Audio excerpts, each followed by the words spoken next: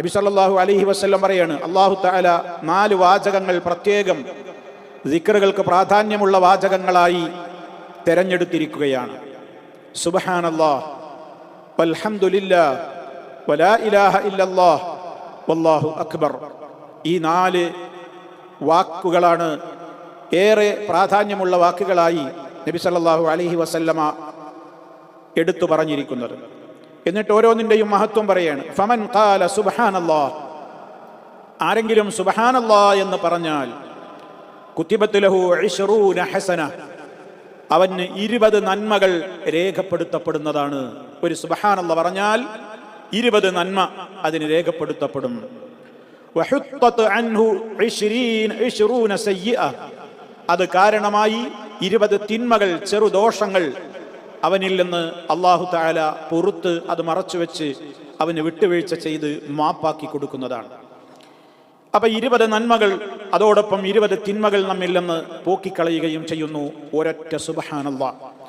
വീണ്ടും പറഞ്ഞു, വമൻ ഖാല അല്ലാഹു അക്ബർ, ആരെങ്കിലും അല്ലാഹു അക്ബർ എന്ന് പറഞ്ഞാൽ മിസ്ലു ദാലിക്, ഇതേപോലെ തന്നെയാണ്, അഥവാ 20 നന്മ എഴുതപ്പെടും, 20 തിന്മകൾ അവനിൽ നിന്ന് മായ്ക്കപ്പെടും. വമൻ ഖാല ലാ ഇലാഹ ഇല്ലല്ലാഹ്, ലാ ഇലാഹ ഇല്ലല്ലാഹ് എന്നാരെങ്കിലും പറഞ്ഞാൽ മിസ്ലു ദാലിക്, ഇപ്രകാരം തന്നെയാണ്, 20 നന്മകൾ എഴുതപ്പെടും, 20 തിന്മകൾ മായ്ക്കപ്പെടും.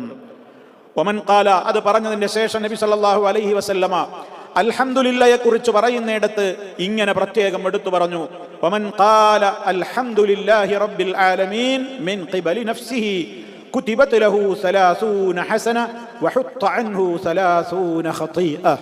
ആരെങ്കിലും അൽഹംദുലില്ലാഹി റബ്ബിൽ ആലമീൻ എന്ന് പറഞ്ഞാൽ മിൻ ഖിബലി നഫ്സിഹി, മറ്റൊരു പ്രേരണയും അവനത് പറയാനില്ല എന്ന് പറഞ്ഞാൽ, നമ്മൾ അൽഹംദുലില്ലകൾ പല അവസരങ്ങളിൽ പറയാറുണ്ട്.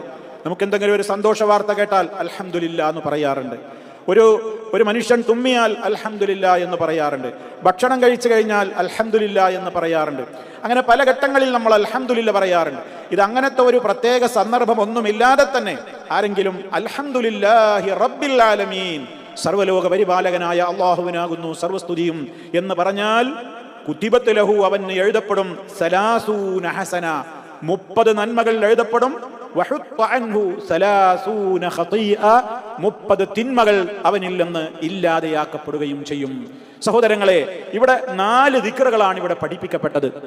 ആ 4 ദിക്റുകൾ നമ്മൾ പ്രത്യേകിച്ചൊന്നും അതിൽ പഠിക്കാനുള്ളതല്ല. എല്ലാവർക്കും, ഈ ശബ്ദം ശ്രവിക്കുന്ന ഓരോ മുസ്ലിമിനും അറിയാവുന്നവയാണ്. സുബ്ഹാനല്ലാഹ്, അതുപോലെ തന്നെ ലാ ഇലാഹ ഇല്ലല്ലാഹ്, അല്ലാഹു അക്ബർ, ഇതൊക്കെ എല്ലാവർക്കും അറിയാം.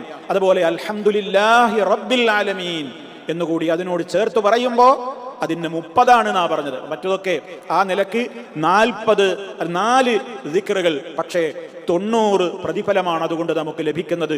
90 നന്മകൾ എഴുതപ്പെടുകയാണ്, 90 തിന്മകൾ നമ്മളിൽ നിന്ന് കൊഴിഞ്ഞു പോവുകയാണ്.